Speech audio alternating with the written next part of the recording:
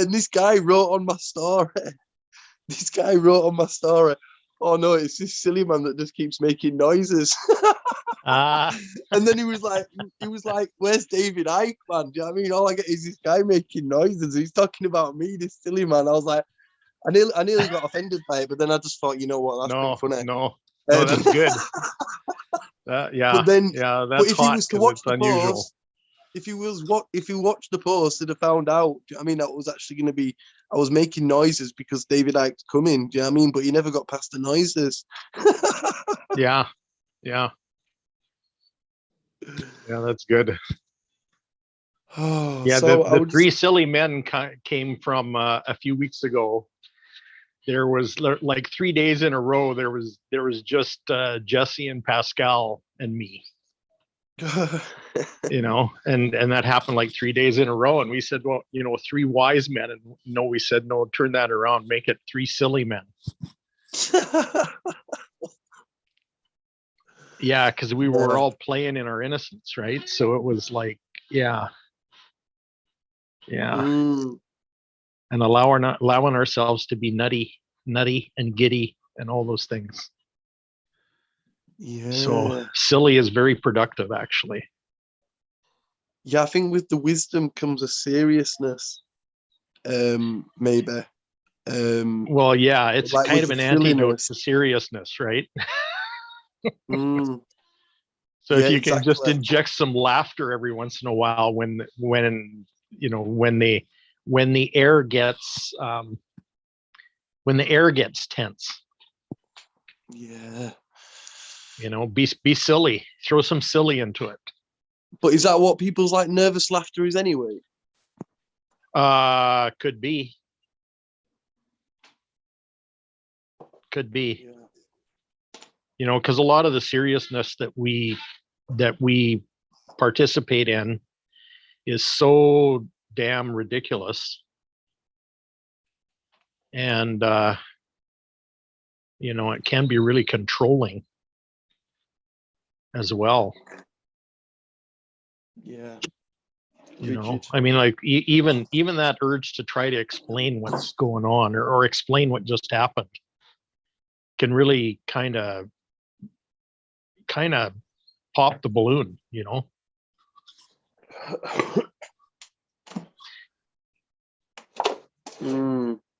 You know, and the three of us noticed that we were getting good at not popping the balloon, you know, just letting it expand. Wow. And not judging the expansion, not judging what came in, just running with it and playing with it, and you know, getting our hands dirty. You know, finger painting. I love that. You know. Yeah, I love that. So you were asking a question about what happened over the last 200 and whatever it is, 30 days. Yeah, like it'd be interesting. Like if you've got any noticeable big or subtle or whatever differences like you've noticed from before you started to now. Yeah. Well, here's what I noticed overall, and this has been for me the most powerful work, and this is kind of subtle because this has all kind of happened below the surface, you know, like it's the bottom part of the iceberg, so to speak. But for me, it's about this. It's about understanding how. It's not about understanding. It's about actually sensing how vast, how broad, and how vast everything is, and how connections and interrelationships keep being made. In fact, they kind of reveal themselves. And it's like things that you that your brain would think are totally opposite ends of the spectrum, all of a sudden merge up together and synthesize and become something that just totally blows your mind. And that happens, like I've been observing that, and I've noticed that the frequency seems to be increasing. The frequency of those connections showing up seems to be increasing. But it could be a cross between that, and it could be that it could also be that we're becoming more observant.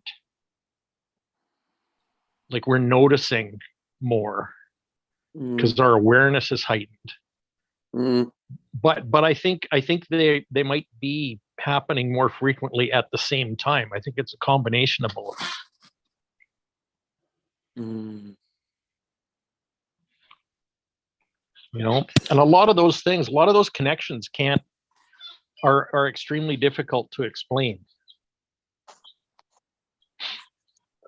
What about this? What about before you started, like, what percentage of the day do you reckon you was like present in the now? And then like how much do you think you're present in the now? Oh, I was, before we started this, I was kind of struggling to be in the now any more than 5 or 10 minutes. Wow. And now I notice that I'm there most of the time now. Oh my, that's what I'm talking about then. Yeah. Because that's what we were talking about yesterday about the nowness, and noticing and being in the now, not in the future, in the past. But wow, that is flipping monumental to go from 5 minutes struggling in the now to like a lot. Wow, that is what people want, mate. Yeah. That's it. Oh my days. And you can't prove that either. You can't prove it to anybody that that's actually happened. The only thing you can really do is invite them into the experience and do it with them. Yeah. And that's why I see us taking this work to like large groups of people. And like out of what everyone else that you've seen doing similar stuff in this space, how do you think this is this different? Is this the same as other people, or is this something unique?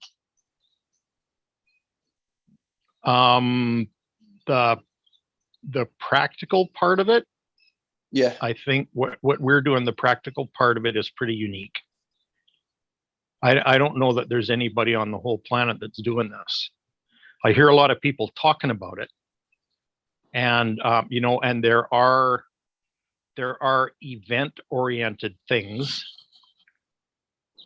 that are happening around it, but there's very, very few people making a lifestyle out of it. Let's put it that way. And that's what it's become for me. It's become a lifestyle. It's become a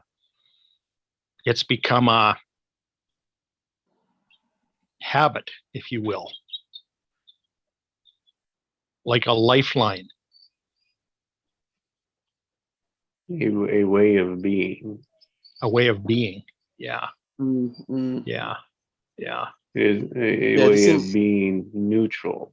It's neutral, and every day coming into the powerful place of neutral from reality of now as it is. Equally genius and expanding.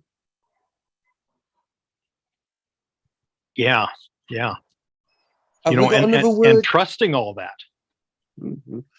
So do you know when you say neutral, are you on about your energetic, emotional state, your mindset, your thinking? Like when you say neutral? Yes, all of that. Is there any other words? All of the above. Yeah, all of them. It's all of them. It's like ultimate homeostasis. It's like the way things are on the other side. Is that just like when you're in neutral, it's just peace and calm? Yeah. You're not like really, really happy or really, really sad. Yeah. You're in the middle. You're in the middle. You're focused and you're clear and you're on point and you're there. Yeah. Yeah. See, the other side is like that. When you cross over the veil, to the other side, it's neutral. That's about the best way to explain it. It's just like there's no emotion. There's no, like, it's not. Everything is. Yeah, there's everything no emotion is. and Just, there's no charge in an is. Right. That's why. So if I could like believe that, like what I thought about, that's why you come here.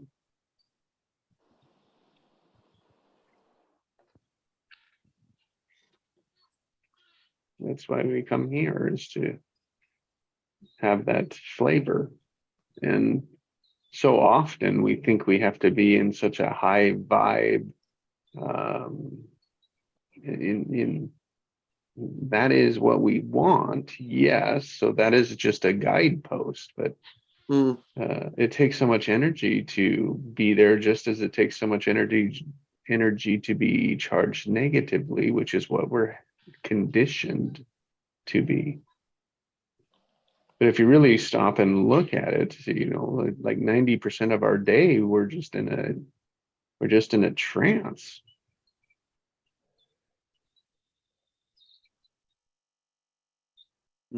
That's responding to triggers. Yeah.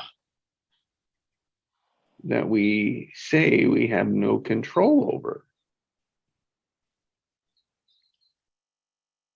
Yeah. Yeah.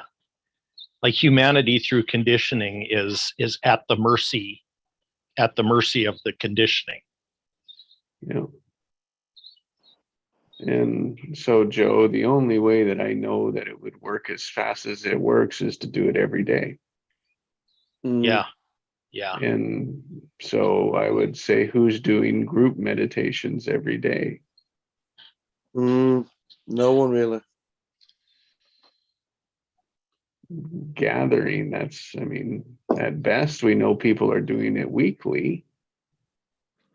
They may be gathering themselves.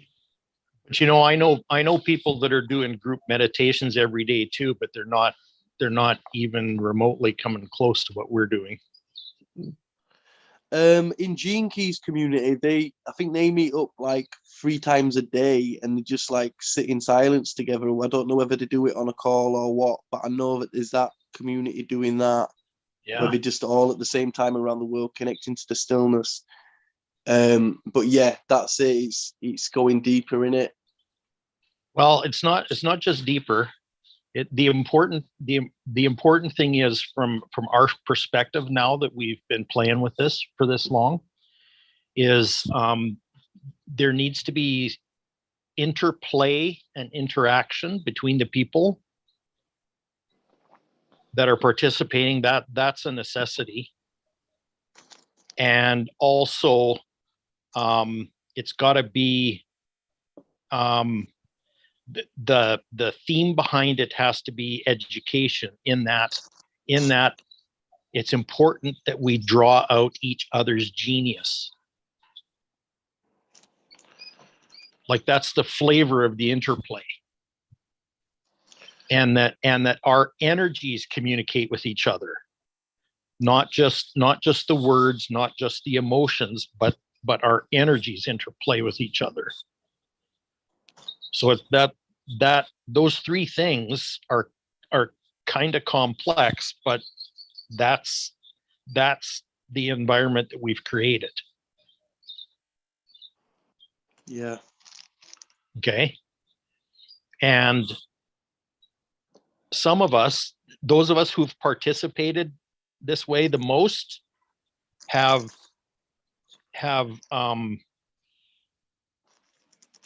well, let's put it this way, we're getting really good at it. Okay. And there's some people that haven't participated as much and they're not as good at it yet. Which brings me back to the whole silly men thing, right? Because where that came from is we realized that after doing this for like 30 days, 60 days, that kind of thing, those core 3 people, there was a whole different level of dynamic that came out of that, compared to all the people that kind of half showed up and half didn't.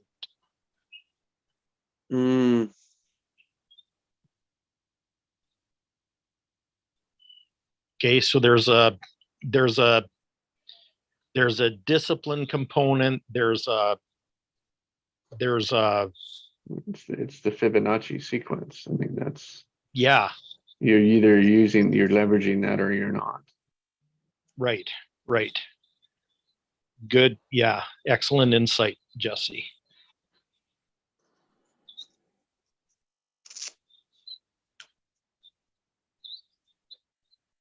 It's the continuation. It's the build on. It's the amplifying. Yeah, and being able to pick up where you left off. Yeah. And it goes so much. I really believe that it's listening to yourself and listening how you're responding, listening to triggers, and the only way that happens is in that interplay is when other people participate. They speak. Yeah. We practice listening and engaging. I mean, we have a real conversations that are charged here that we learn from. Yeah. And the way I experience it too is that a lot of things land and a lot of things are absorbed, but then there's some stuff that really penetrates.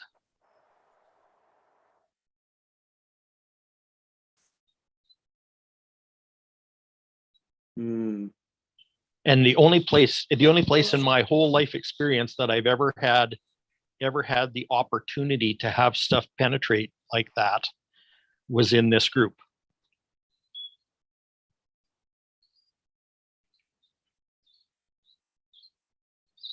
And in other groups, they just literally just not the space. Well, it's all really surfacey, is what I'm saying. Every other group I've been involved in has been very surfacey because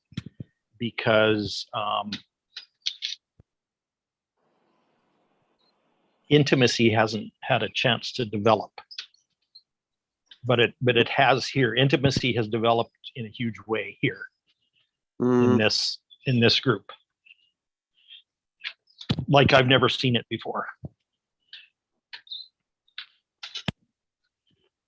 Yeah, it's a real family, man. It's a family, man. This is a family now. Yeah. Oh, totally.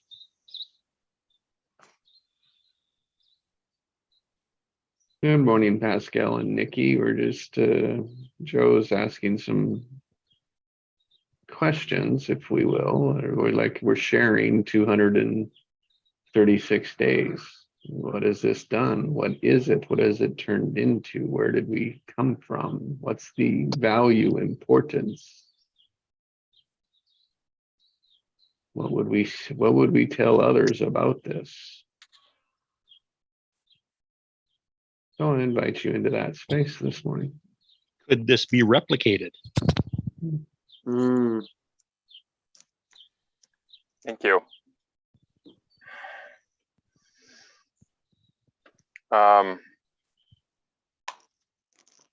Yeah, for me, like when you were talking, like Craig, like being present and stuff. Yeah, it becomes like a natural state. It's not like something you need to think about, oh, am I present or not? The more you practice, like the more you're good at it, right? And then like it becomes a natural state, and then you don't even notice it, But when you kind of look back, it's like, you know, like I got the cure for like people that have anxiety. Yeah, because like it's being present, because you can't think about your problem like past or future if you're present. But that's what anxiety is. Anxiety There's is about thinking about your problem. Yeah, there's and if no you have a place where you way. don't have to, yeah, it kind of goes away, right? Yeah. Same with your illness, same with everything. Like everything just falls away. It's just I get tested with my situations to the point where it's like, yeah, sometimes I can just do that and go present, but then sometimes I'm just too pissed off in my own head or whatever, and I'm just thinking about something. And it's those times, if I can, do you know what I mean, switch it in those times. You can. You're just not of course. Yeah. It's just feedback. I can say that's exactly it. Is notice your most charged moments, the conversations with others, because that's where it happens. You know, it's in really tense situations with loved ones. Exactly is where it is. That is. I am so aware, and it's always getting better. I'm always improving. But my God, can I, like this last one I had several weeks ago, like days of anger at me, right? And just sat there and I could listen and I could respond without the anger, even though the anger was coming at me. Yeah. Wow. Yeah, like when Craig was saying, like, you know, you're kind of neutral. You're not overly happy and you're not overly sad or you're not overly angry and you know, I thought like it was almost something wrong with me. Right? Because like I'm like, you know, like a party that I would have been like super excited about. Now I'm like, okay, yeah, that's gonna be fun. But I'm not like, you know, like overly excited or nothing like that. But it comes the other way too. So like there's more a balance between the two now. And that's what I notice, you know. And like a lot of people they almost think I'm not fun, you know, in the sense, because like I used to be like kind of the life of the party, right? And they just don't see me that way as much, right? And I'm like, you know, inside of me, I'm like super joyful. Like I'm super, yeah. Did people like to get you going? Yeah. Oh yeah. Kind of charge you up and get you to kind of get into that mode. Yeah, but like it just doesn't work, right? Like it's not. It doesn't work anymore. No. What it's there is like, that's the shallowness that we're looking for. It's like that battery that is always just full, right? So even like if they add charge to it, like it doesn't charge me up. I'm completely full already. Like the Energizer Bunny ran out of juice. Yeah, that one. It's been a while that I didn't watch commercial, but yeah, I remember this one.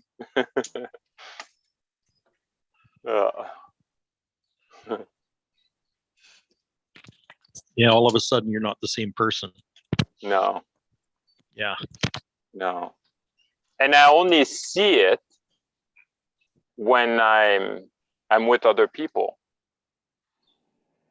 You know, I see the that's contrast. The feedback, right? Yeah, I get the contrast, right? Like we went to a friend's house yesterday, and then like, you know, normal family or whatever, but it's just completely different dynamic, right? Like first of all, they watch news, right? Like they were like, oh, you want to watch news? I'm like, no, I'm like, oh, you don't watch news? No. You know, so it started like this, and then like, you know, you just hear them like talking about their problem and then problem, and what do you think like the universe will mirror, right? Like it's just, you know, it's like you More like problems. the problem. So what's that? That's the endless loop. Yeah, I mean, like problem after problem after problem, and if there isn't one, our good old ego mind can make one up really quick. it's like when you look at the mirror, do you smile first before you see your face smile?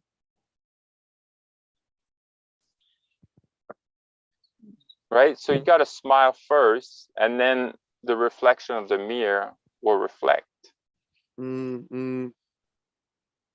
Yes. Right? Not the other way around. It's the same thing, you know, like you can talk about money or whatever, right? Like you wait to be abundant when like your bank account is full, right? It's just right, or something that would have triggered you a month ago all of a sudden doesn't really seem to matter anymore. Yeah, yeah. Well, it's just because I'm starting to know who I am. I'm not this character that, you know, had these little problem and little issue. Like nothing affect me. You know, at the core level, nothing affect me. So I become, you know, you can call it immortal, like powerful, whatever. You know what I mean? It's just like, I'm not that character. You know, it's like when you're like watching a movie, right? So if I played that character and the movie ends, which is the end of my incarnation, right? And then like myself, like my soul, will be, you know, like the camera booths or whatever, right? So it's watching the movie. I'm just the awareness of that movie, and when it ends, it ends. That's it. But like, it didn't affect the person that's the cameraman, say, right? It doesn't affect him, right? It didn't even touch him. Right.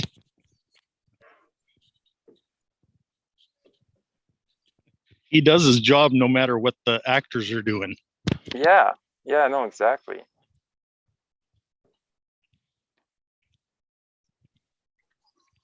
But you can see, like, you know, there's some actors, you know, that they take their role like so seriously. You know, I can think about, was it Batman or something? And then he commits suicide or something like that, right? Not Batman, but like the Joker. Yeah. I mean, you know, because like you think you're that character. So that person didn't know who they are. Right? They associate themselves so much to that character. You know, it's important to take care of yourself. Like, I'm not saying like, oh yeah, I'm not him, you know, who cares? You know, I can eat whatever I want and I can do whatever I want. But yeah, yeah. Like what's really you, your soul or your persona? Yeah. You know, it's kind of that simple. That's why I'm kind of like really. Does your soul have a persona? What's that? Does your soul have a persona? Yeah, but not in the same way. Your persona is a creation. It's a creation of your self-consciousness, really, in conjunction with all of the feedback it gets, all the conditioning it gets. It's kind of co-creation between you and your environment. That's your persona. And none of it's real. It's all made up.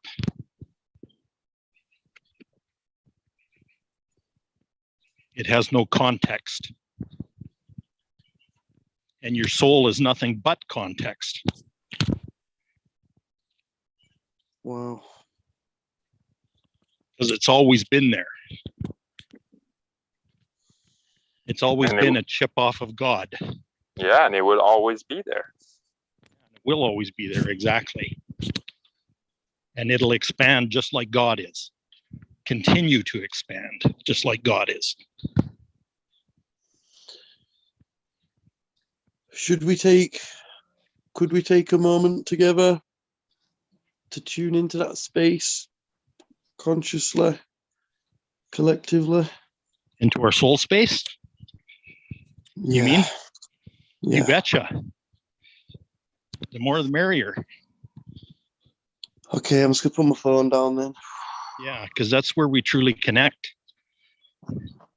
Soul to soul, heart to heart. That's what this is all about. Truth to truth. God to God.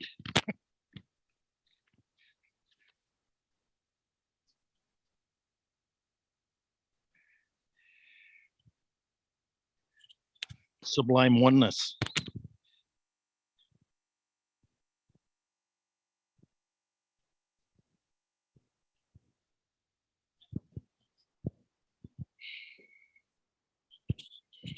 Innocence.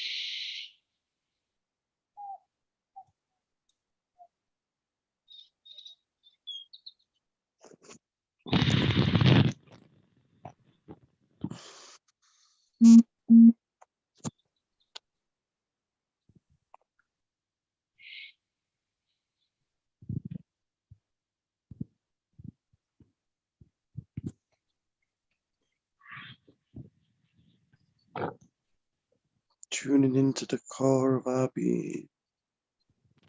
The stillness underneath the waves of the ocean.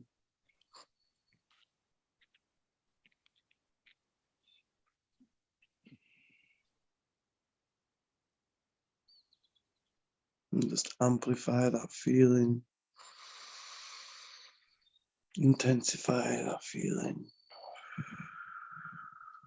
Focus.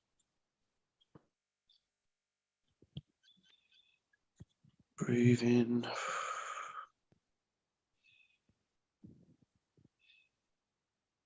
It's always connected to the other side. What does it feel like to always be connected to the other side? Yeah.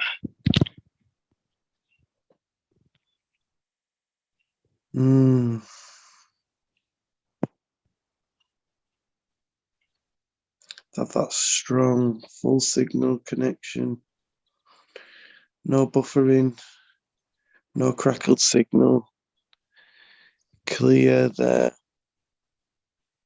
Tuned in through presence.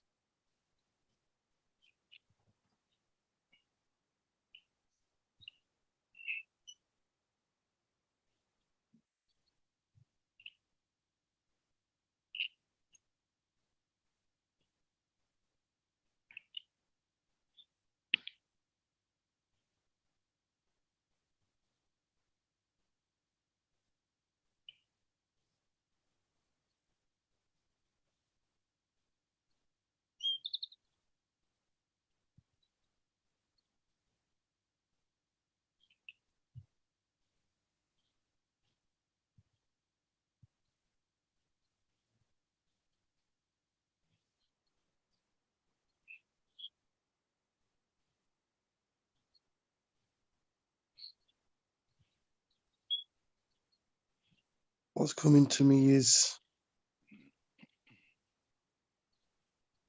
if we individually focus on each other now collectively as a group, we could do one person at a time. We can just send that person all their dreams, wishes, love, highest vibrations, highest whatever's best. And just... May I suggest something? Please. Let's combine energy. Put it all together. Yeah. Okay, put it all into one. Focus on one. Yeah. Yeah, and then share it with each other. So intermix it. What if we all say visualize the planet and we just send in our collective beam towards it? Yes.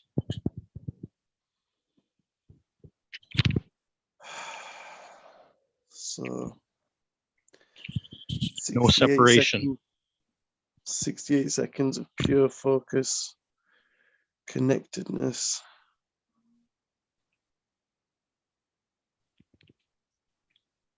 Crack a smile. Relax. Scan your body. Just relax. Laughter's beautiful too. You can laugh, you can snore, anything in between.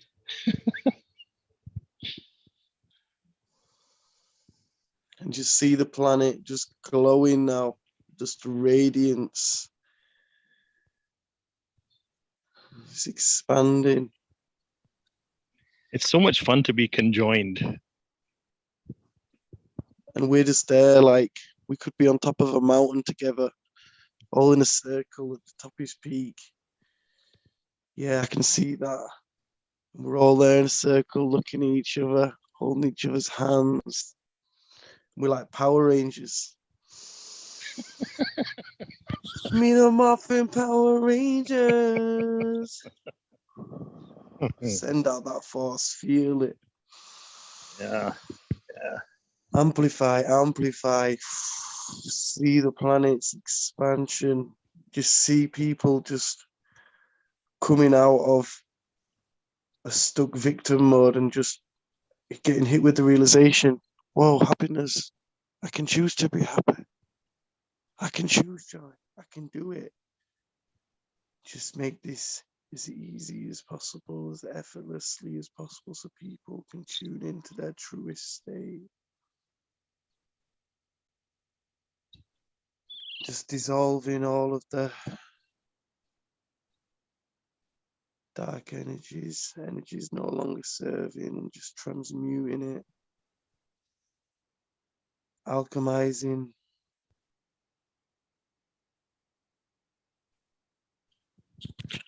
Synthesizing,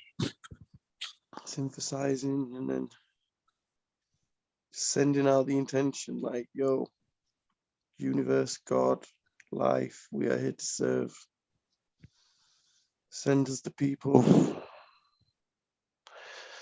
are best suited for this, and let's rise together. Remember together.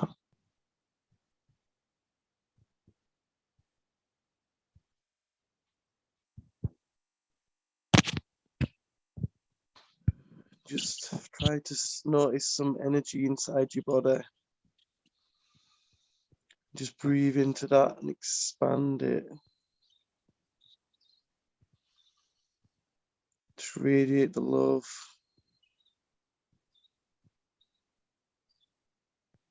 Be the love, the joy, the neutrality.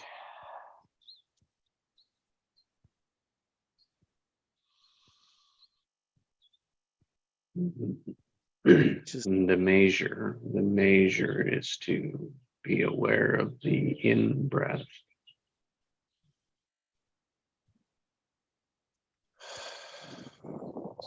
and the out breath, that they are always different, always new. That is every moment. And when your thoughts go somewhere, conditioned to bring yourself back to the breath, because the breath is the connection. Thank you.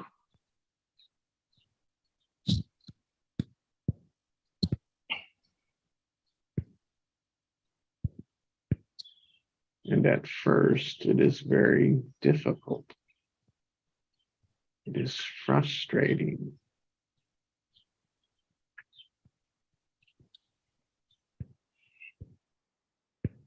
But it allows us to put that wall down and let our hearts into the circle.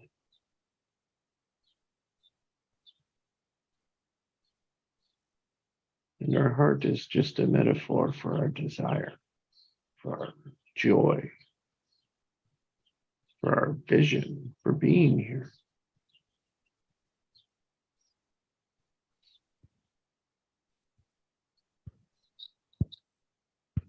And as you do that, you may say, oh, I resist that. Why?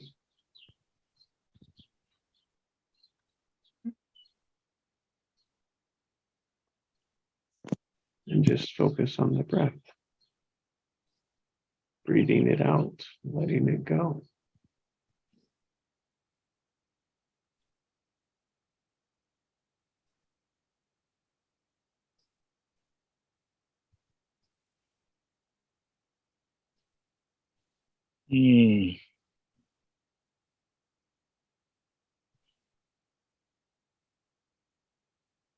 Run with your dreams here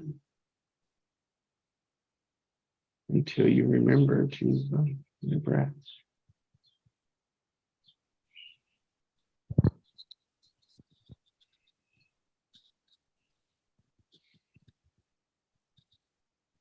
Let that potential penetrate.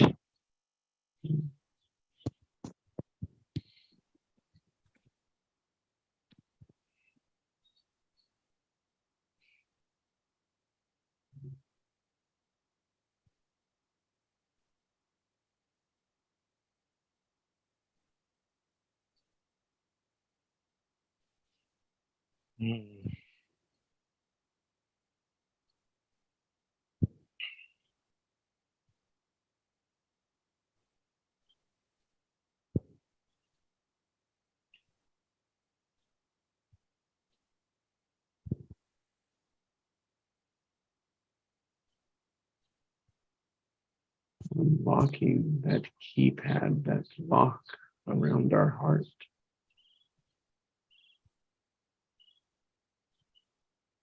Around that child. Around our innocence.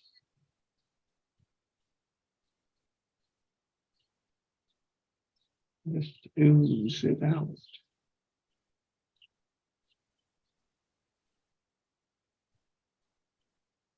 Into the vortex, into the combination, blending together.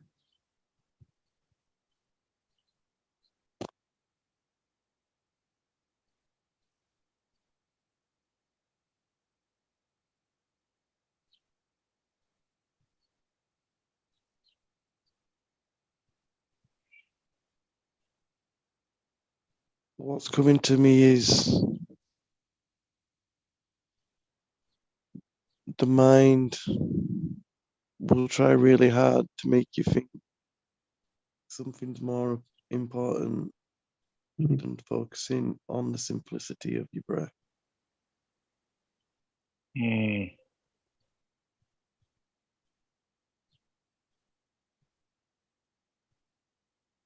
Because in situations where I can't do that, I'm believing and being tricked into thinking that what I'm thinking about is more important than being truly present.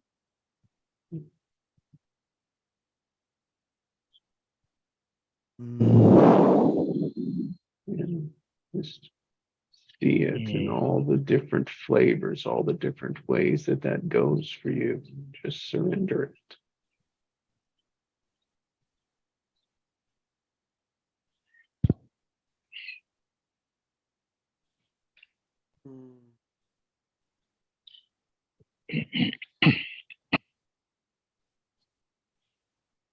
Don't believe everything you think.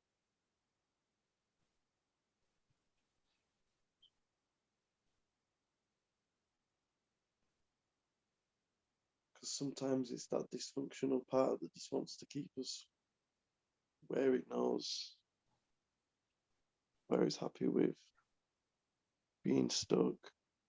Where it's familiar. It's not happy with it. It's just Yeah. familiar. Familiar.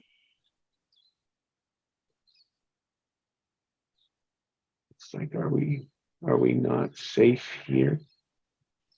But if that fear was a person, if it wasn't just some energy, but if we see it as like an actual person, I think although we might not be happy, the sad person would be happy that we're unhappy.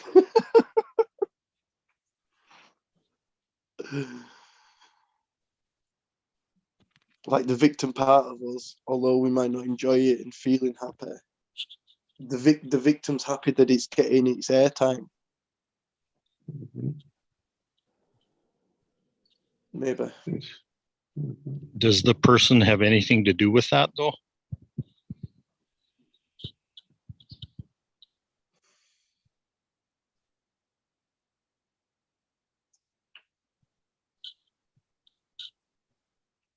Yeah. Or is it just the energy?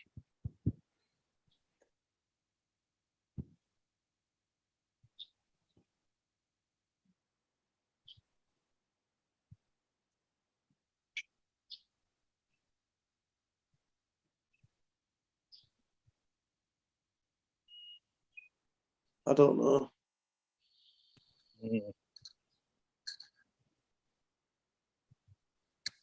So let's consider the question for a while and sit in that question.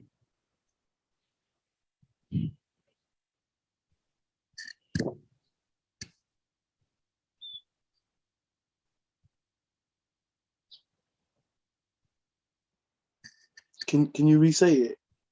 Yeah. Is it personal, or is it just energy?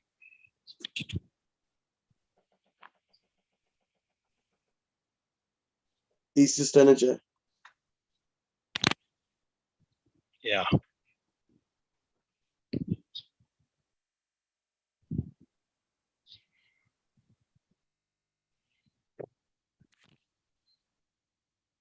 If you notice a difference in that tone of voice, Joe, in your answer, Yeah. that just bridged between the mind and the heart.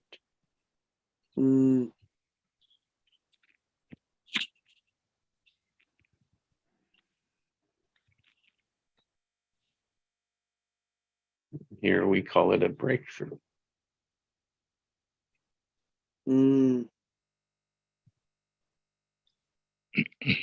Yeah, that response emerged from your body.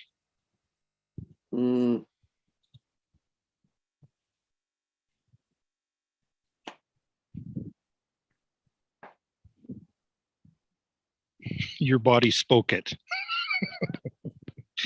It's like, whoa. Yeah. Yeah. Yeah, that was quite a tone. It was quite a certain kind of your body pitch. tells you the truth. It always does.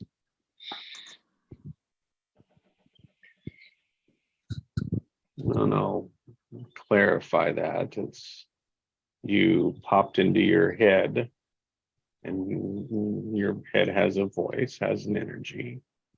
And then because it is all of our body, right? And then it couldn't see it, couldn't remember it, couldn't understand the question. It's fine. And then it's connected. It's like, oh, and boom, came back to it, came back to the heart. And so you went, and then you came back to now.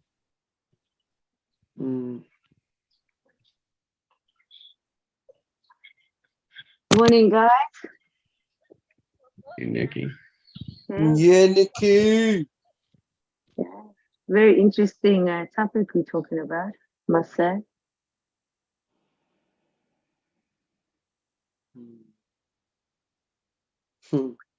It's a beautiful thing when we co-create from the heart.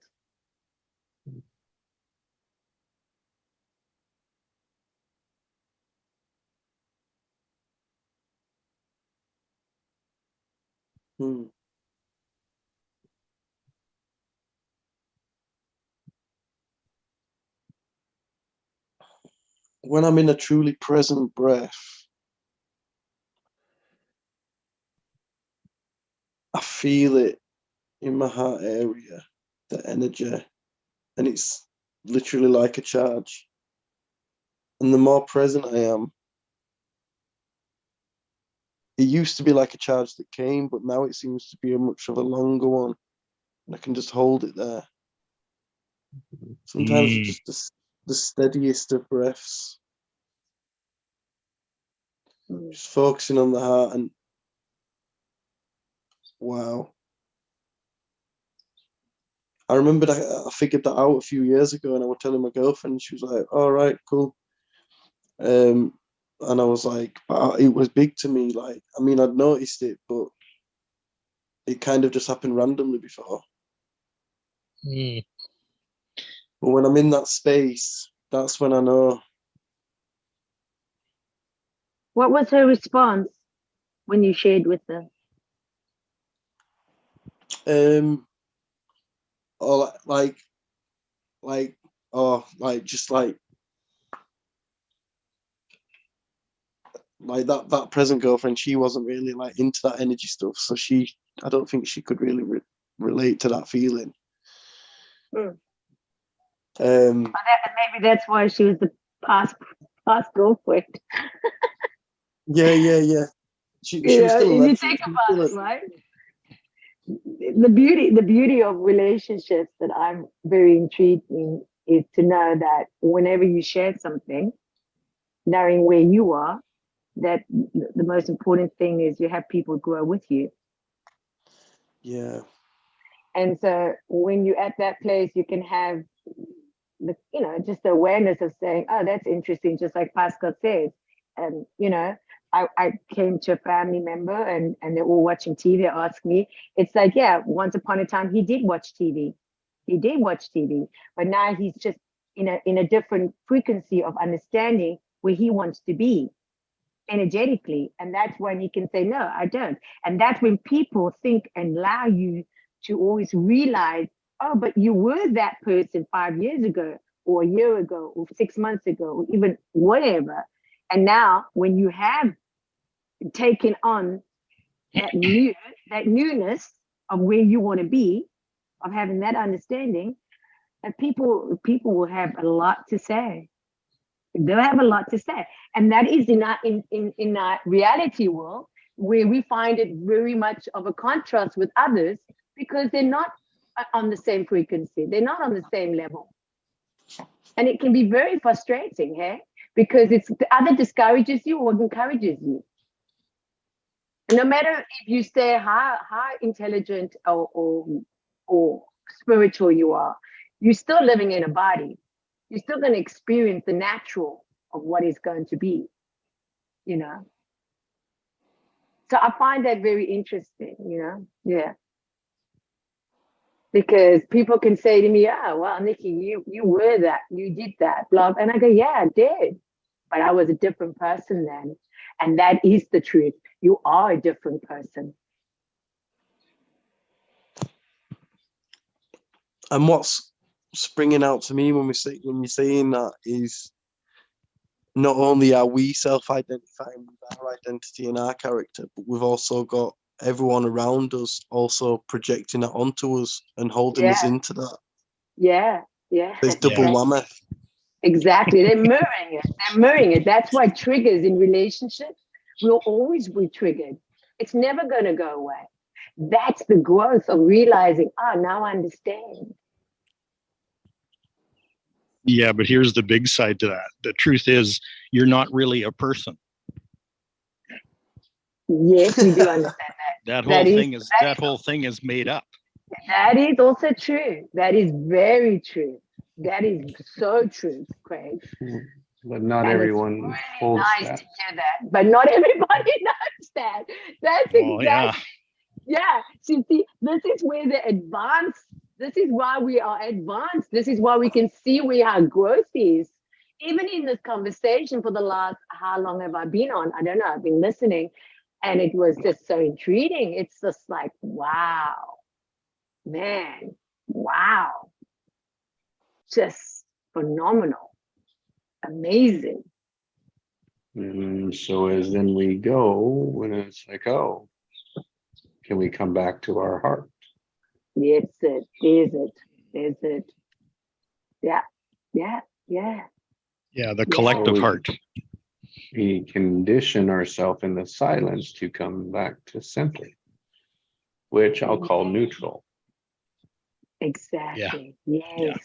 Yes. Joe, which is where that slight, strong buzz is for you. Yes. Mm. Yeah, why would you say that state there when I'm in that true presence connected to my heart, feeling that buzz? You're saying that's neutral? Yes. Yeah. Wow. Yeah, it's correct Shit, for you. That's it. But like Craigington said, that's it. Because Craigington said, like before these calls, he was like struggling with 5-10 minutes in the presence. Now he's finding a lot of the time in it. And that presence is the neutrality. And obviously I can feel that, I'm aware of that, and I do tune into and go into that. But that's, yeah, it's expanding that into all moments, not just when I'm sat there meditating, you know. But even in them crazy situations, it's like, wow, okay. Because you automatically tense up, stop breathing, you know. But like, wow, yeah, that's it. Just to be like, okay. Because there was a time when I was getting bombarded with a lot of shit, and I was thinking like, oh, I feel all right, man. And I just literally just got out of the reservoir, man. I've been in there for like a good 10 minutes, and like my whole body, and it was like, do you know what I mean? It was like, it wasn't having any effect. It wasn't having any triggers. It was amazing.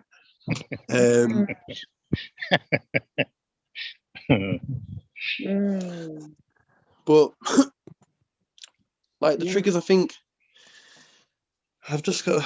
I think the triggers are blessings in hindsight. Yeah, they're feedback. They're feedback, and there's gifts in them. What is that? And I said the triggers are blessings. In the triggers. Like, in hindsight, like.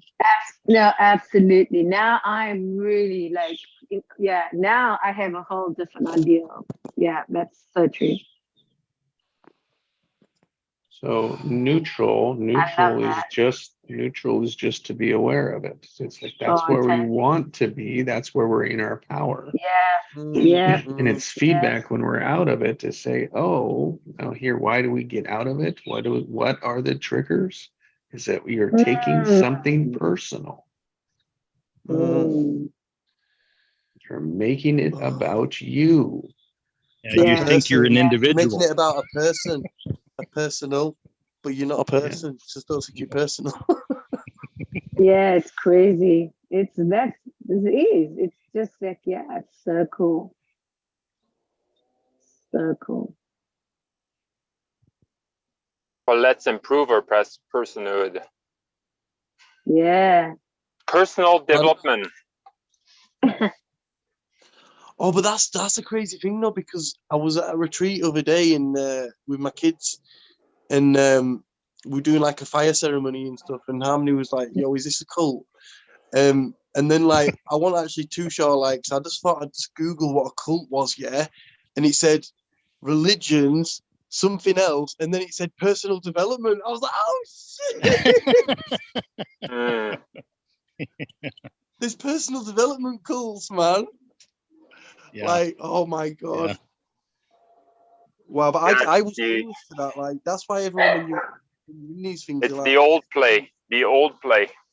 Right. Yeah. The doctrine of separation. You know. Yeah, like does it surprise just makes you guys? Things worse, actually. Does it surprise you guys that like I don't memorize any of these calls? I don't know what I've been talking about. I don't know what you guys been talking about. I feel Good. the same, I don't. you know. Good. I don't, you know. And then like when I was young, like I thought like something was wrong with me. I work on my, you know, be better on my memory, because like I was watching a movie, and then like a week later, like, oh, do you remember this scene? I'm like, no. You know, it's never been like something that I'm good at, I guess, right? Like it's just like, and I thought like it was so useless, like, you know, when I was at school, and then like memorize things, because that's how we do. We memorize thing, and then like the test is done, and then like, oh, it's go out right out of the window, right? So when you look at our school system, it's just about memorization. Yeah. You know, and that's, I wonder why I wasn't that good. Well, yeah, it's all it does, all our school system does is it basically works with the temporary part of you, your temporary memory and all that kind of stuff. And the thing is, we're not going to take any of that stuff with us. No. It's there and it's gone, because it's all made up. It's all part of the illusion. But we keep feeding it. Yeah. Our society wants to feed it, because the assumption is that we're separate from each other, and we're not. We're all integrated. Yeah. Talking about feeding it, it's like if I'm in a bad mood, I'm feeding that bad mood, and I'm feeding, like, my body's getting them chemicals because it wants to get them. It wants to get its daily dose, and my mind's making me think, oh, well, this is more important than being present, even though. Yeah, mindsets are that way too.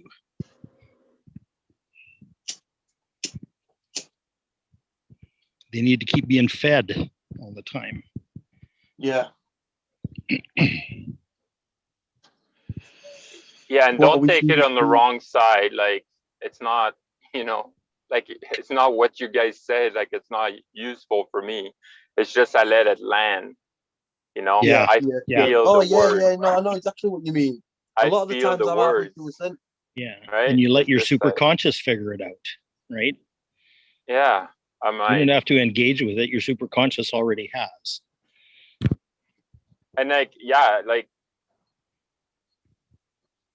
I see I hear what you guys say, but I pictured it. Does that make sense? Yep.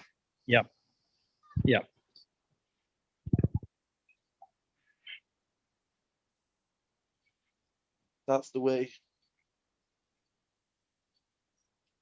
That's a good side, you know, like, from the words that you can make pictures. Like, they say that if you write in text but people can't make pictures from it, it's just there's nothing to it. But if you can create pictures from what we're saying, and but that's it. A lot of the time I'm halfway through a sentence and I don't even know what I'm saying, you know. Yeah, that's the thing, right? Yeah, like, so I think our practice, because when I was with my friend yesterday, it's like, how can I help them to rise, right? And I'm like, okay, it's not about convincing them, right? It's not about like, oh yeah, you should be doing this, you should be present, you should be more present, or whatever. No, I the way I see it, because like, you know, I kind of learned it the wrong way. Now I just think for me, like, the best thing it is like to be just lead by example. Yeah. That's it. You know, there's nothing else for me. Like, you know, because I try to convince people, like, trust me, I try to convince people, like, to raise them and to raise them and then to help them, you know, like, you evangelist. Yes, yes, and that's all in our faith, Pascal. You know, it's so beautiful that you mentioning that, because this morning I really got it in my spirit. Finally, I said finally, and I mean finally, this thing of wanting to let others to, you know, to change. You know, only they just change, only they just do this, only they do that, blah, blah, blah. And I realized when it really comes down to it, you have no control. You actually don't have control till they decide for themselves that they really want it, that they're sick and tired of being sick and tired, and they want it. Doesn't matter how good intentions and how so you so wanted for them to see the light or be healthy or make this decision choice. Trust me, not going to change. It really isn't. It just changes you. You realize that's true for you too? Oh, it's so true. You have absolutely no control until you realize what you just said, right? You have no control over yourself either. Absolutely. But in the same time, I have a choice. That's what makes the needle move for me. I have a choice. I can choose now. Yeah. I can choose what I was doing a month ago, and I can see myself choosing to do different. And now that I've chosen to do different, I am that person that I have chosen to be through practicing. Because it only comes through the practice. By continuing to choose that. Yeah, so that's basically where you'll take your power back in coming true to your soul, coming true to your calling, coming true to your satisfaction. Because when you are satisfied, you are completely contented in this now moment, present time.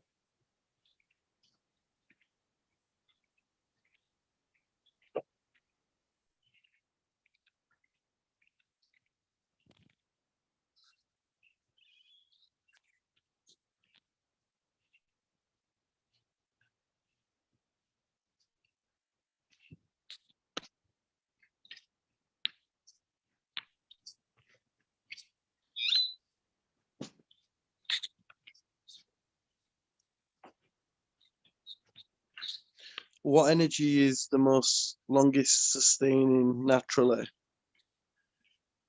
Satisfaction or contentment? What's that?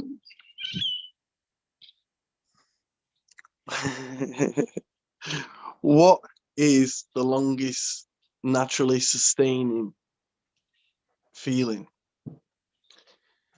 Is it to feel satisfied? Oh, or satisfaction or contentment? Yeah. Hey,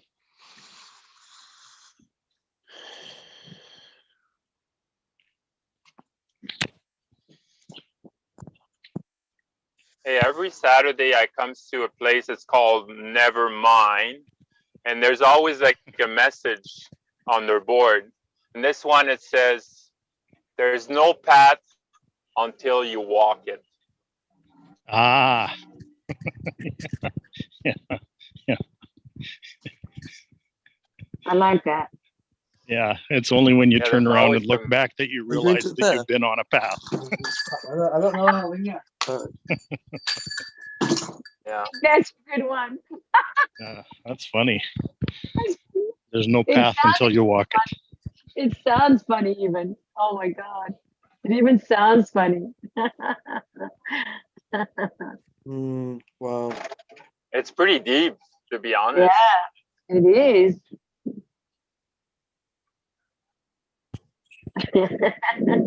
Yeah. No path until you walk it. Yeah.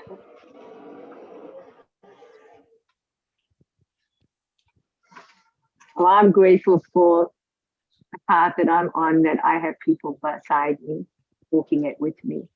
And that to me is my absolute satisfaction, contentment, excitement, joy, playful.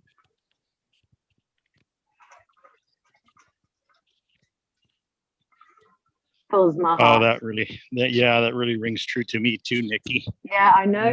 I've looked my whole life for somebody to walk this path with me, and oh my God. And you guys are the first people that I found that actually want to walk with me.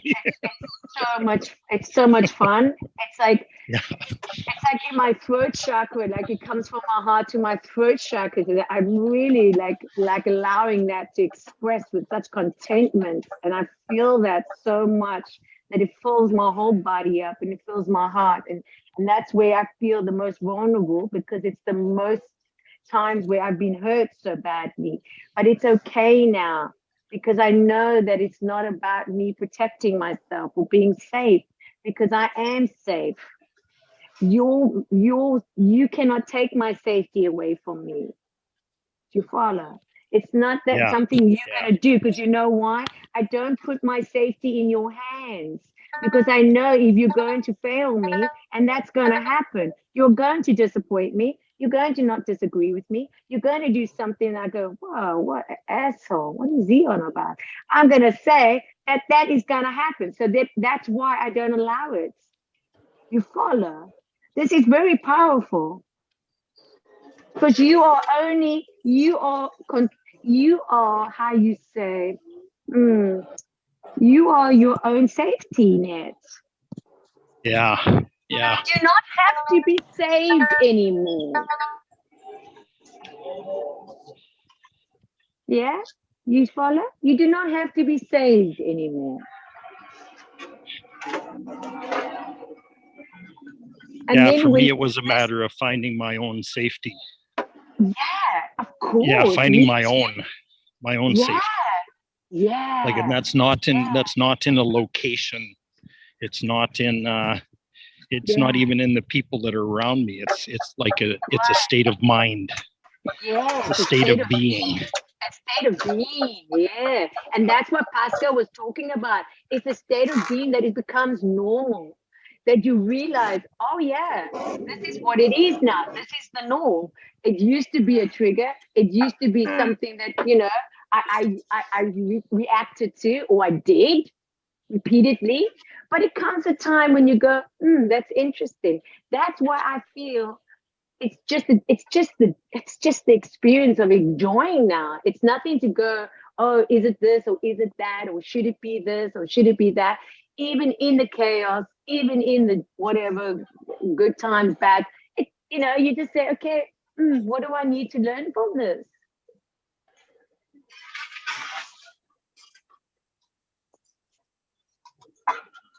Because we're all learning. We haven't got all the answers.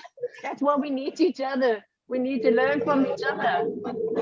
And this is what's so beautiful when Joe gets us to get together and just be at one with each other, that you can embody, you can practice being in that person's, allowing to get that permission. Firstly, it's always permission to enter into somebody's space, especially heart. You got to get permission.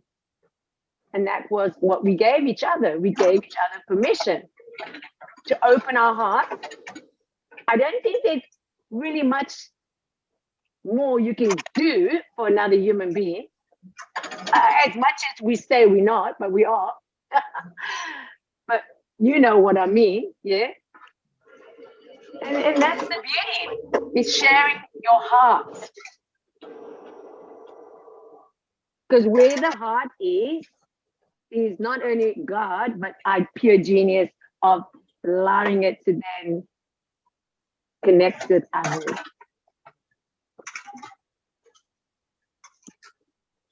And to me, that's powerful. That's what I call powerful.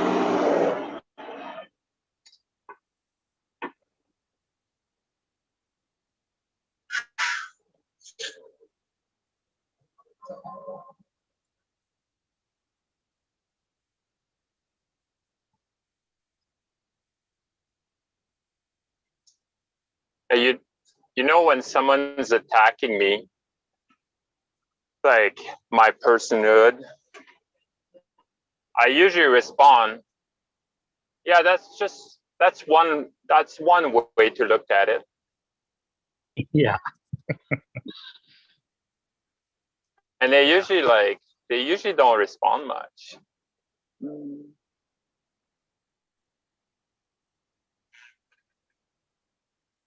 Well, usually that's I one way hear to that. see it. Yeah, but I also hear that, I hear that because I was a very reactive person. Yeah, very reactive.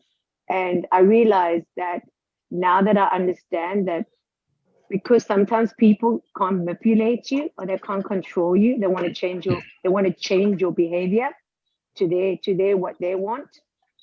That's the truth. It's human nature. They just want what they want when they want it, and if they can't have it, then they will tell you, yeah. And then you get to say, interesting, eh? Where is this coming from? Oh, I see. Thank you very much. But no, thank you. Bye for now. Come back when you feel better about yourself, because they're feeling like shit. Yeah, I always wonder where I learned the importance of being right. And it's really important to be right. And that everything in your life is kind of meant to revolve around you being right. Yeah, right's overrated. Because it's like, holy crap. Yeah. And you get people that want to just be right and lose the relationship. Yep. What comes out of that? Hey, I was married to one of those.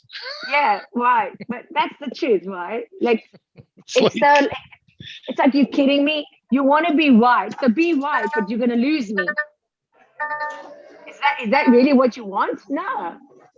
It's just like, and again, it's just heart-centered. If you're in your heart, there's no manipulation, there's no controlling, there's no trying to change somebody's behavior. It's just like, accept people for who they are, where they are, who they are, because that's love. Stop trying to change the people's behavior, man, because it doesn't suit you, because you don't feel comfortable, because you don't feel safe. That's not love. Love is when you totally accept everything, and that person can be transparent and know that they can, be in a whatever, in all their moods, because we all got moods. We don't wake up like this every day. Or I do, but most people don't. I'm just teasing. That's just a joke. But no one wakes up just like, oh, glory. Nah, very rarely. It takes a while, my dear. It takes a while. It takes a few steps to get there. So we got to be patient. And that's what I feel right today. It's just the patience, patience with yourself even.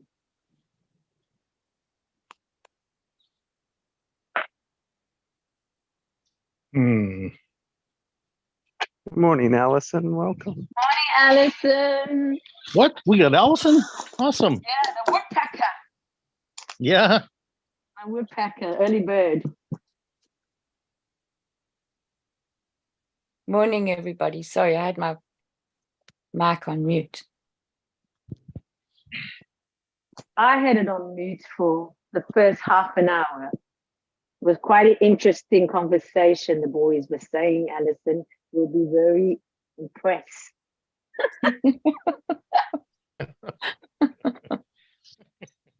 Silly boys. Oh, the boys in the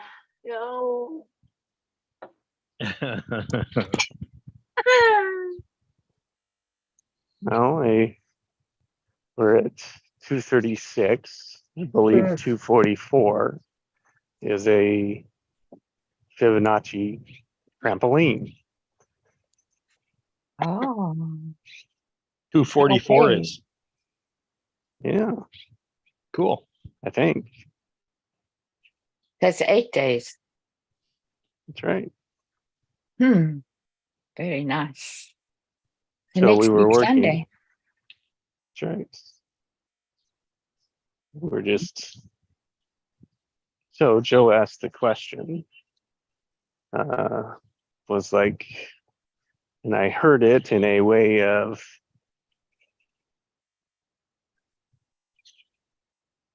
marketing, in a way of building. What is this for others? Can we do this elsewhere? Do we do it elsewhere? Was really like, what are we getting from these morning sessions? Like, why are they important? And so that was what this morning's session was about. And so to go to Joe, is I find it's the same and uniquely different, meaning everyone needs to hear it differently. So Joe, what did you take away from this morning in your question? As an invitation to Allison of where we're at.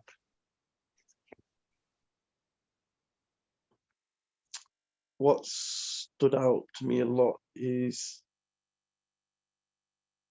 from beginning to now, overall, we're seeing and feeling a lot more presence and being able to hold that presence in our lives and increase that connection. For instance, even Craig said, like, before coming on here, struggled to stay in it for 5-10 minutes, but now he finds himself in it a lot of the time. And neutrality is through the breath, coming back to the subtle breath. And when I'm feeling that energetic connection to my heart on the breath, like a charge, that's the neutrality. And it's like, that's the home, that's my home.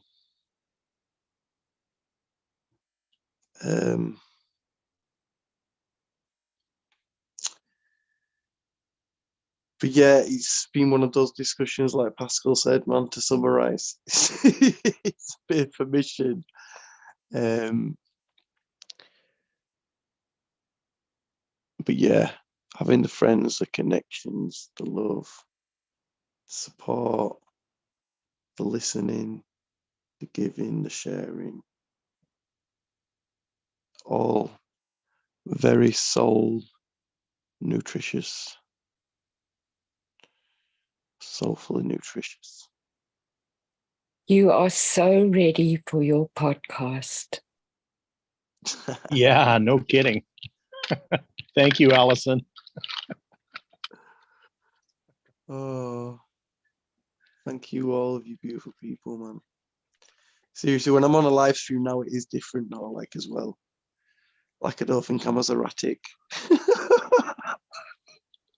But like, all of these conversations, you know, they all meld and they all just, you know, pop out at the perfect time, you know, and it just, all the learnings and lessons and blessings are just, they're just part of us. We're embodying them.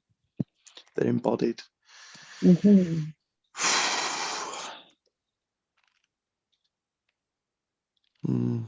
So blessed. Yes, we are, brother. You know what I noticed, like, since I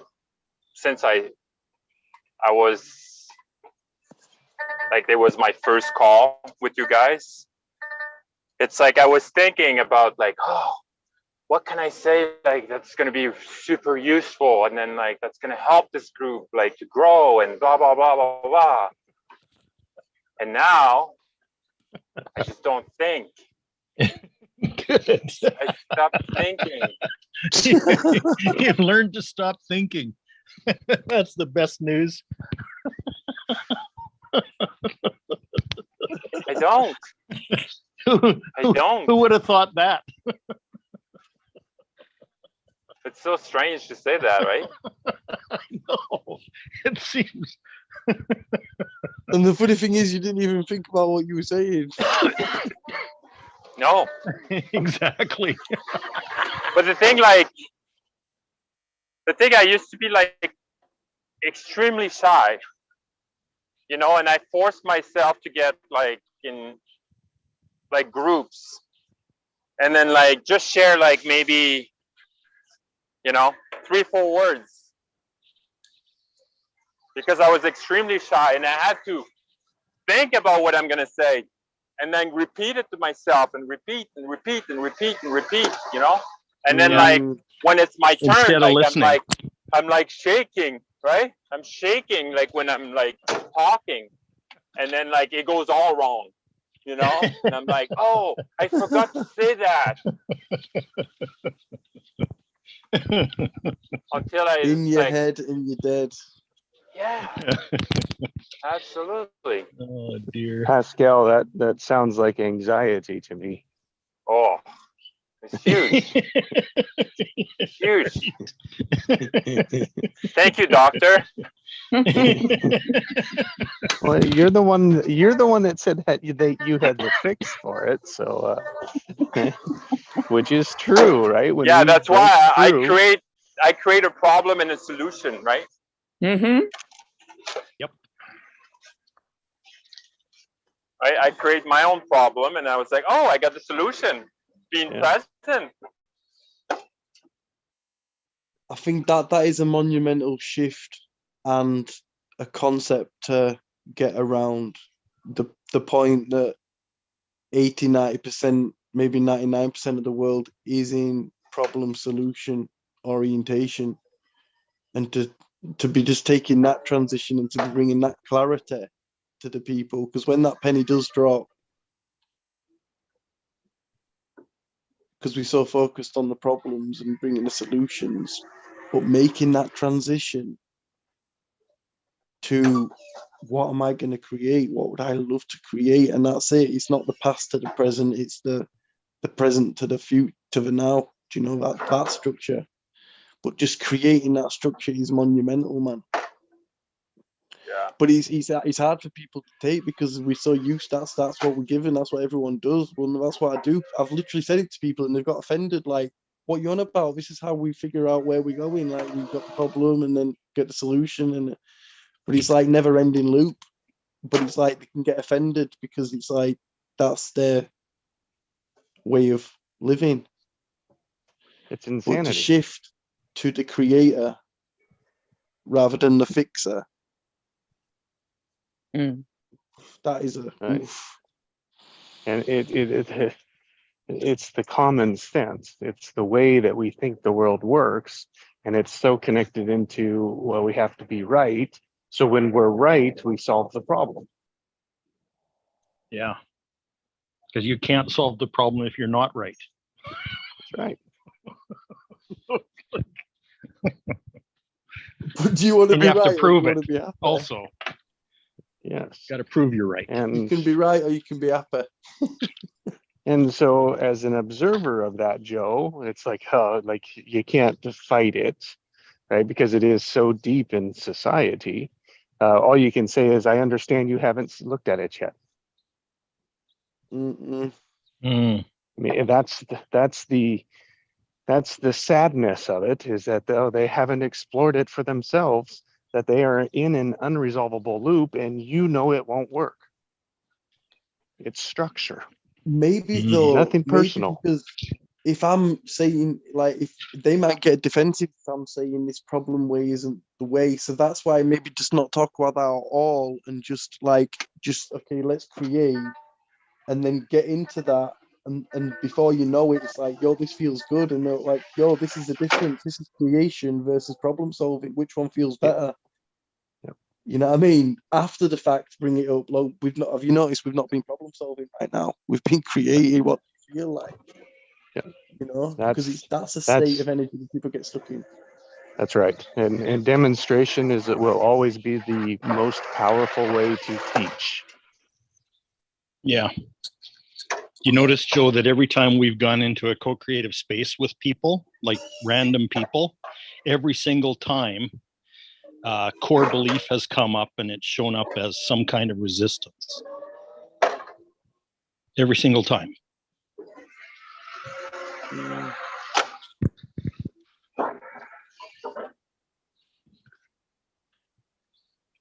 That's what they're arguing with you about. It's a core belief. They're arguing about their core belief. The resistance, that's what resistance is. So without a doubt, is it beautiful to bring up resistance? So they look at it right in the front. They look at it right in the face. And you know how to help them get through it, around it, beyond it. And then it's like, oh. Yeah, Is that valuable? But a lot of people will have a lot of projection. And that's what I also find, that they're just speaking from their own insecurities. And when you look at that and you know that's coming from an insecure, you don't have to take it personally. What I've noticed with my clients, I can just look at them and say, what would you want me to know? What would you want to tell me now? Because basically they have so much in their head, they don't even know. So they drop into their heart. And that's what it is. That's what it is. There's nothing deep. It's very simple. It's just showing up. It's showing up. And that's when you can see it for what it is. And we think the resistance is out there. Yeah, it is. Yeah, and I've done this time over and again, and I've really observed it very carefully, and it's beautiful to actually see, because you know what comes up. It's almost like, yeah, I'll come back to you about that, and I'll tell you later. Cool. Or they don't even come back to me, then I know they got it. You follow? Because that's what it is. Yeah. And they just got it. They got it. They don't need to go deeper and go and expand and collaborate and go all crazy. They just get it. And I find I just find that just remarkable.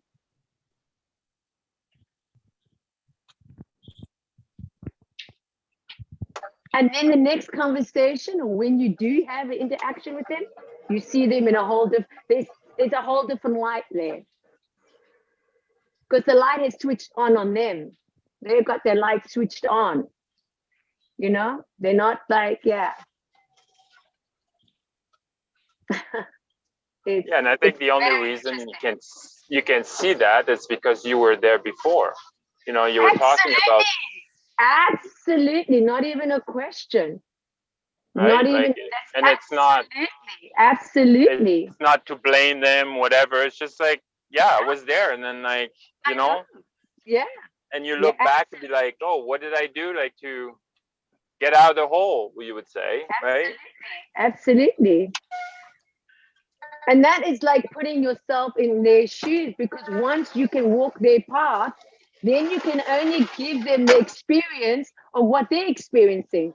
But you cannot tell somebody if you haven't gone through it yourself. I can tell you straight up, you can't learn this from a book. Not if you want to go further. Not if you want to go the extra mile.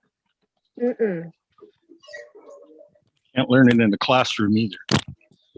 Amen to that too. Hello. So, you know, and what comes up for me when you say class, God uses the foolish to show off the wise. It's not that intellectual, how educated you are. Without the darkness, you ain't gonna shine so bright. Let's just call on, hello, anyone home? Thank you. Right?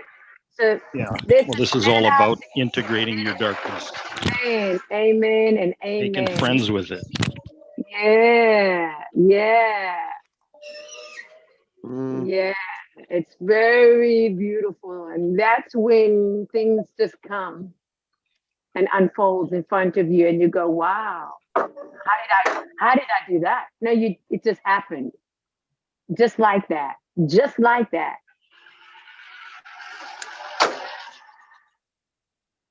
your whole lifespan of how many years you've lived on this earth, all of a sudden, just like that, it happens.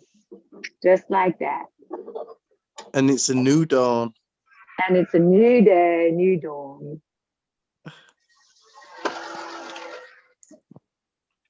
And you can breathe. You can breathe.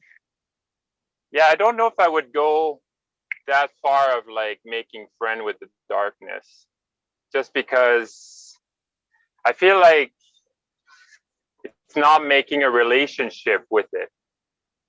You know, see it as it is, but not, because like when you make friend, you make a relationship with it. You already have a relationship with it, though. Yeah, yeah. I feel like it's kind of an attachment, you know? No, well, that's the problem. You are attached to it. Yeah, I got it. But it's a twisted attachment. Yeah, yeah. This is something where a lot of times that's why we're running away from it, from ourselves, because we don't want to face it. Until we get to the place where we can face it, that's when we can put light. That's when the vampire, as we open the curtain, the vampire goes, because we bring light to it. It has no power over us. We then decide what we're going to do with it, because there's no escaping from it. And your darkness actually contains both the vampire and the hero. And the hero. Yeah, yeah. And that's why our unconsciousness, if you think about the unconsciousness, that I can assume, that I can say mine is, I know what people need, but my real genius is when I give it back to myself. When I can help myself. That's my genius.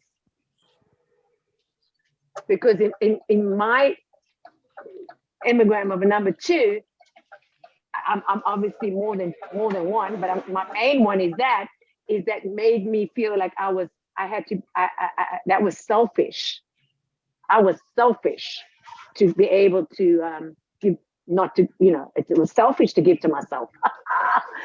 And then I realized, oh, no, it's actually my genius to give to me. And just like Pascal said yesterday. Yeah, like I was just going to mention what you said yesterday, Joe. What you persist will stay there. Persist will resist. What you resist will persist. Do you know, like, making friends with the darkness, it's more like I see it as if I'm going there in my presence, in my heart, then I'm like a lighthouse. And by facing the darkness, it automatically disappears. But without facing it, it's just gonna persist there. So it's not like we like the light makes friends with the dark by turning it into the light, maybe. Here's a way to look at it. It doesn't disappear, but it appears that it does. So if we think about light, how do we know light exists? Because there's dark. There you go. So that's where they're one and the same.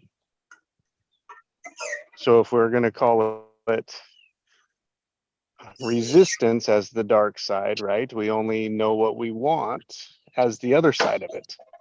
That's the structure. So all we're doing is bringing light on the relationship. On the resistance. That's good. Woo! Bring it home. Seeing the light in the dark. So we could call the dark, the pattern is, but it's the relationship that we have to that resistance. And when we see it, when we become aware of it, then all of a sudden it's let go of, and we can see the relationship differently. Oh, yes. We've replaced it. Yes. So they merge, they integrate together, because they can't exist without each other. Oh God, this is so good. Now we're on something now, man. I'm telling you. Now we're on something. Oh my God, this is beautiful. In this 3D reality, they can't exist without each other. Oh my God, this is amazing. That's what we're doing here.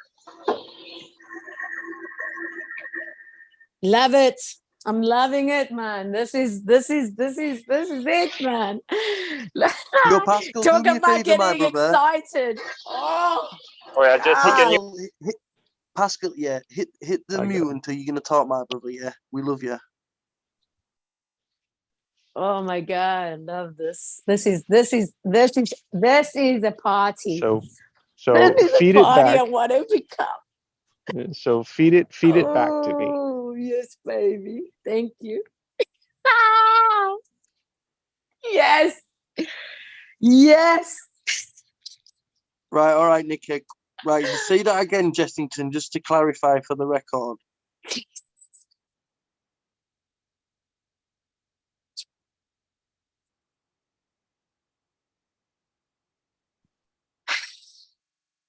Maybe not. You feed it back to him, Joe. That's right. You feed it back. Correct, Alison. Beautiful. You did such a great job with the Mhm. others. This. Wow, that's beautiful. That's what I'm talking about. That's it. From a professional, let's just get that straight. From a professional, yes, thank you.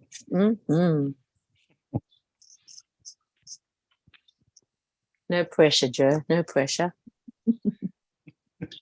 So let me, while you're sitting on it, Joe, that's why the importance of just not one person talking matters here. Because I can tell you all about it. I could bring these things into existence. We could spend a whole hour. You could hear me talk and take 10% away. Oh, Lord Jesus, thank you. Or Now, add to the mix. that's right. Bring yours into it, and then I can be like, oh, there it is. Yes. Oh, that releases from me too. So true. I'm going to take that all day long. That's it. That's it. Yes. That's creating and collaborating. yeah, that interplay is really powerful. That interplay, that co-creation, that togetherness, that building, that bonding. Yeah, it takes more effort. It takes more time. But is it much more rewarding for everyone at the end? Yes, and just not for the leader. Wow. That's it though, but that is a big difference, because it's so normal for like someone to run it to like standardly have that hierarchy in place. Okay, I'm doing it, no one else. Like, do you know what I mean? But it's always been that round table. That's why feeling, it wouldn't. That's why it won't sustain itself. Yes. So yes, Joe, the round table, that's what matters. It's a practice around the round table. We call it equal here. That's why I stopped you earlier, Joe, and asked you to combine. Remember? Oh yeah. Yeah, exactly.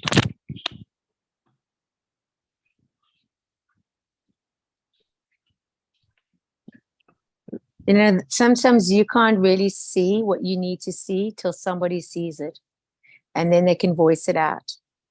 And that just gives the understanding of when that other person's saying what you feel in your heart, and then you hear it from somebody else. It's not just encouragement, it's a statement. It's permission. It's giving space for you to take hold of.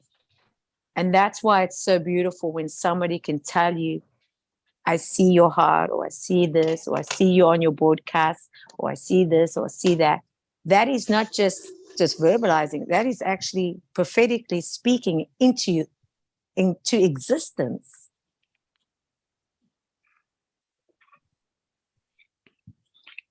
when Jesse we practice here. explains that, yeah. Sorry, what was that, Craig? That's what we practice here. Yeah, and that's what I find so beautiful when Jesse explained that. It gave me such space to be able to say, I am significant here. I do belong here.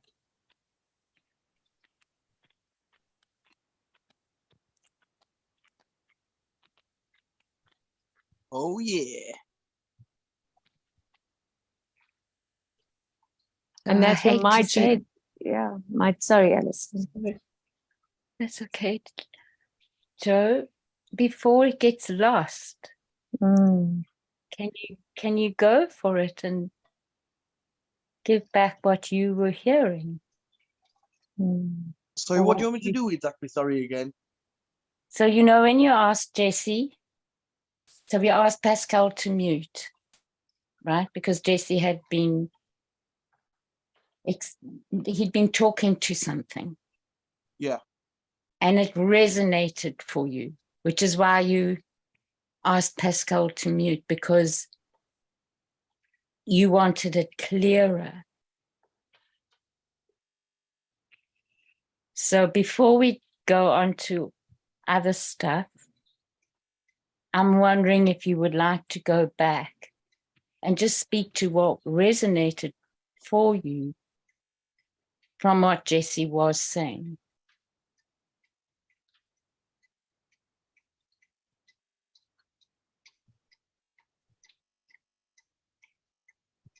I can't remember exactly, but I just know it was resonating, but I couldn't hear clearly enough. So the dark side and the light side, the relationship there, rather than disappearing, rather than avoiding it, it's like the relationship, the entanglement of them.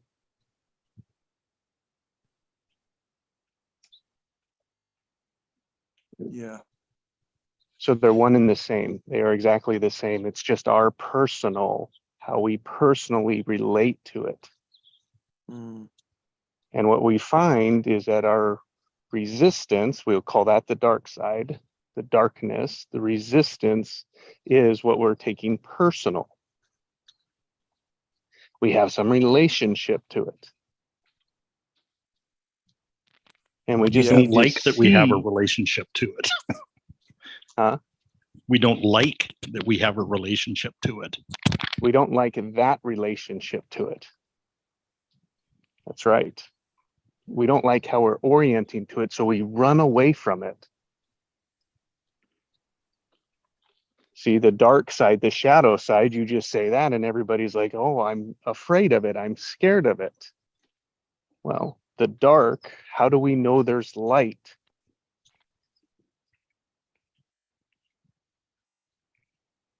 Because of the dark. So we need them as a contrast. We need the contrast. We need the resistance to say, oh, that matters to you. What I'm saying is why there's resistance is because I'm oriented to it. I'm relationship with it is dysfunctional, is off, and it needs to be corrected. And our issue, our problem is that we make that personal. We make it about us. We make it, and all it is has been a conditioned that said, oh, this is how the world is. And in our addiction to be right, and our addiction to know the answer, that's what we keep fighting with.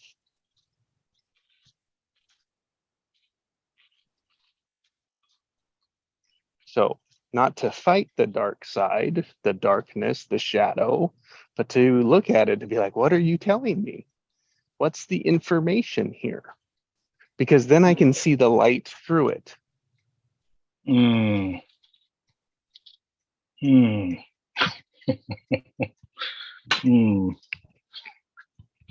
Because the light is what we want. It's what we want. And usually when we see it, it goes away and we go on to the next one.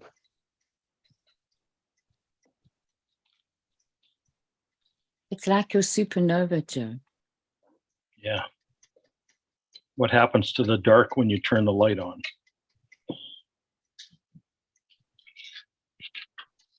And also, if you have the support, you can sit through the dark. Mm-hmm. You always have the support because you are part of cosmos.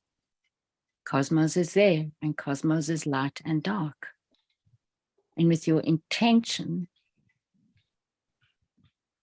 you then set out the potential for the light to get switched on.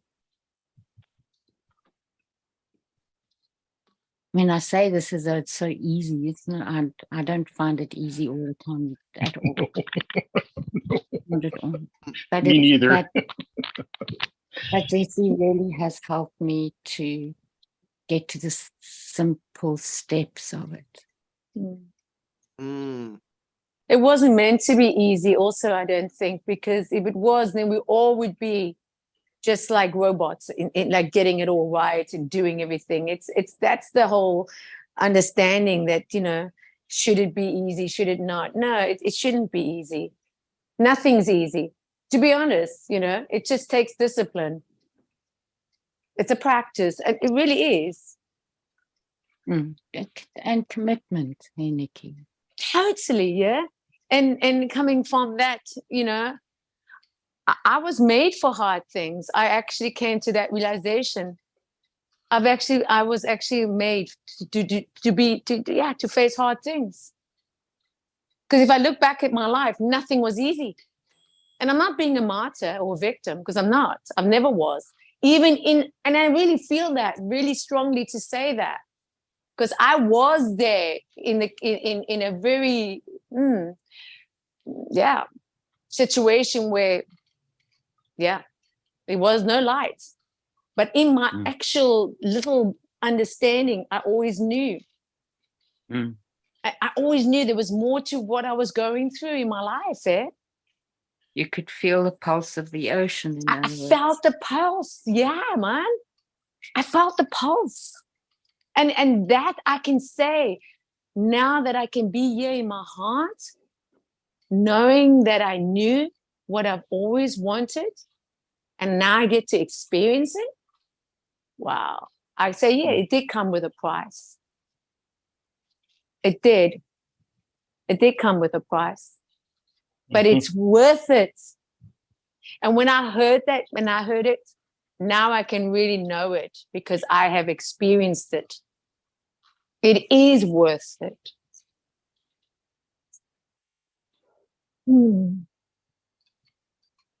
I like to remember one of the first things that I got to through Tibetan meditation practice was, and it's just kind of inherent in their teaching, it is that every single soul that chooses to incarnate needs to be honored because it is the most difficult realm in the universe for a soul to exist. The earth is, yes. Yeah.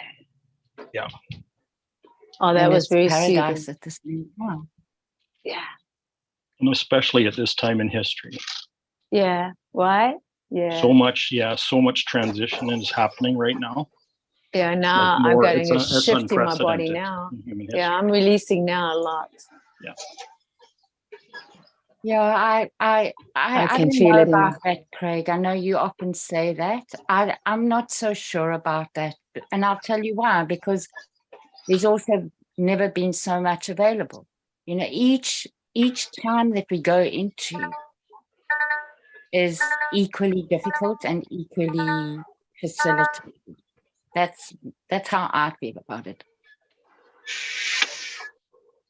Hey guys, I gotta go. Got a Thank you, webinar right now, Pascal. but have a wonderful day, guys. You too. Bye, Pascal. Hey, Pascal. We love you. All right, take care, care, guys. brother. Love you too. Bye, Pascal. Bye-bye.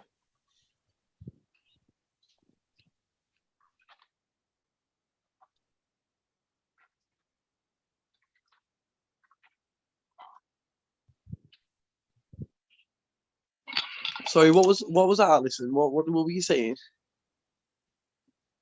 I was just saying that I don't feel the same way always as Craig does in terms of that, that this is the most difficult time or the most meaningful time, or I don't see it like that. I think every single time that anybody, or every single generation has got massive challenges and incredible support. So, and I suppose I speak to it because I think we've got to be very careful of that propensity sometimes to think that what we are doing is more than what anybody else has ever done.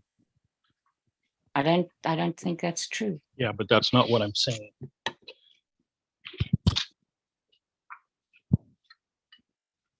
Cool. So what you saying, brother? Well, I'm saying that in light of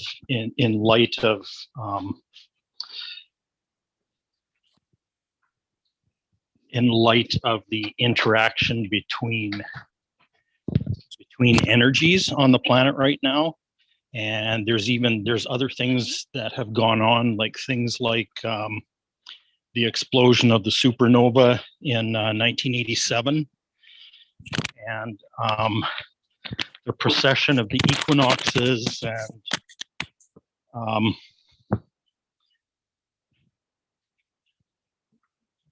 and the age of Aquarius. There's, when you combine all of those things together, this is an unprecedented time.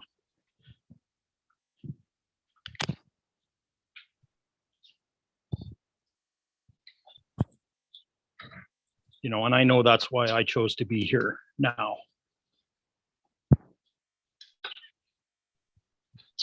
I know that's why my soul chose to be here now. Yeah, I was about to say that it's your soul. That's assignment that has brought you here. That's what I feel. That's what I feel in really coming into that understanding. And so this is where, it gets to be very interesting. Let's put it like this. Well, and there was a lot of predictions and prophecies about the human population being annihilated, and we've passed 2012, which was the end of the Mayan calendar, which had a prophecy tied to it that way too. Yeah, I still feel one's got to be really, really, really careful. Every single life is unprecedented. Every single time that is. This is the universe. That's true. Yeah. That isn't in conflict with what I'm saying. Okay, good. Not at all.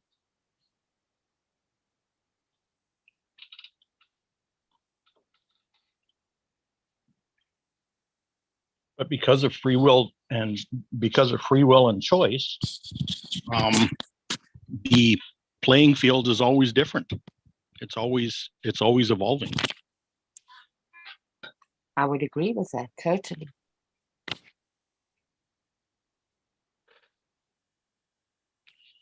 Yeah.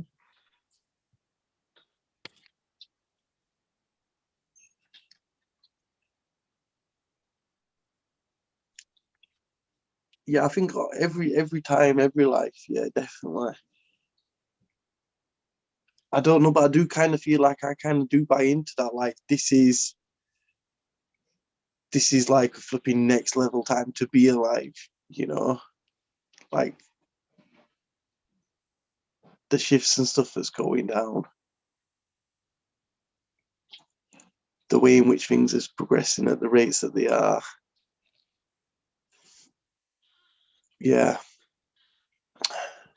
The increase in frequency of the solar flares and the human resonance. I mean, there's all kinds of things going on. There's more light than ever. Yes. And dark energy is gone to an extreme. Oh, yeah. At the same time. But that's it. But without all the previous lives, all the previous generations, none of us would be here. Yeah. Yeah. Mm-hmm. That's it. We're all tied. It's all precious. That's it. That first life. Without that, wow. It's just all connected. And to see that, not just individual experience, but the whole lineage and how it just goes down and how it's all connected and intertwined. And you are that. Very much. Yeah. Yeah. No, it's good to talk about these things, you know. It's very honorable. I'm glad you said that. You know, I listened. You know, like the way that came across for you. You know, I think that's cool. You know, that we get to it. This is important. It's important, and it's always love, innit? You know, it's always love, man. Because we've got our own blind spots. You know, we've all got our own blind spots. And that's what, like, it's like we're reversing in the car, but we're looking out for each other. It's like, yo, watch that spot, you know? Stuff that we don't see ourselves because we saw it in it.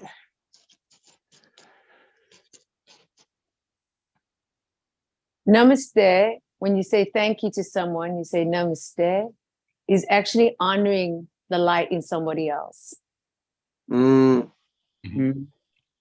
beautiful, actually. It is, and it always rings for me. Yeah. So it's the honoring each other. It's a beautiful thing. So namaste. Yeah. Namaste. Namaste. It's also honoring the oneness. Yeah. Amen. Unity. The oneness. Yeah. You know, lam bam ram yam ham om. Nobody is special. Lam bam ram yam ham om. Lam bam ram yam ham om.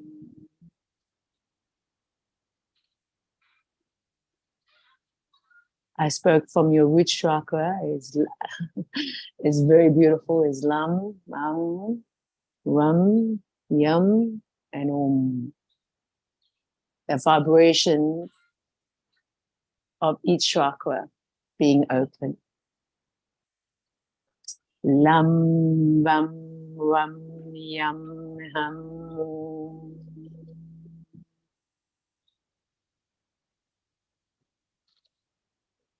Those chants are so primal.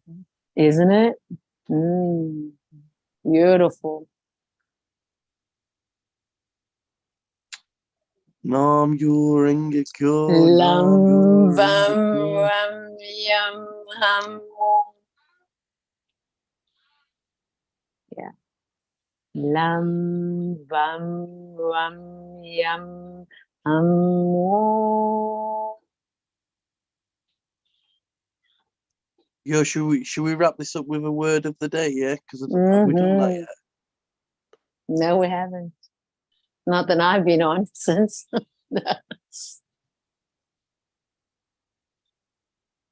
What's your word for the day, Jeff? Well,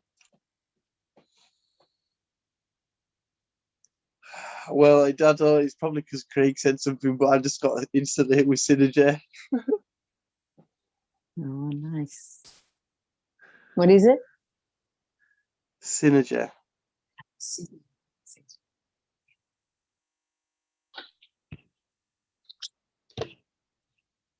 Mine was clean air. Clean air.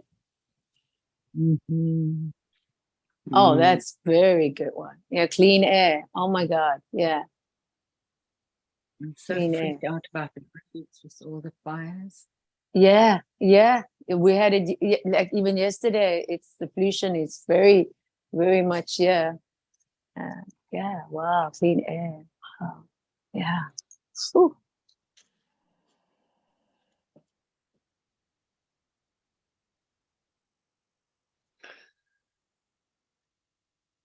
I love you guys. Love you too, Joe. Thank you for sharing. Nice. So lovely to be here with you all. It's really awesome that you I can got spend my the day with munchkins us. coming now. Yeah. No, it's beautiful, man. It's beautiful to be here with you.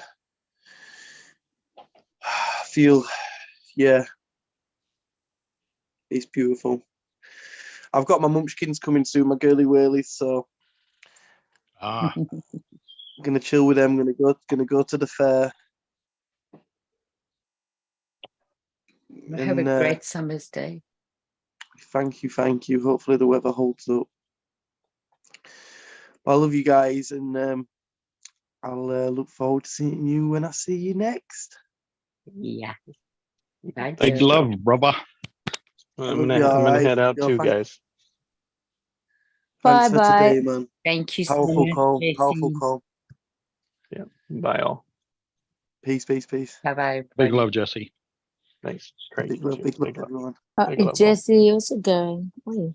Yeah, I'm gonna go too, Nikki. I'm Okay. getting ready for a party today, so Lovely. Enjoy the goody. party. yeah. Bye for now. Bye all.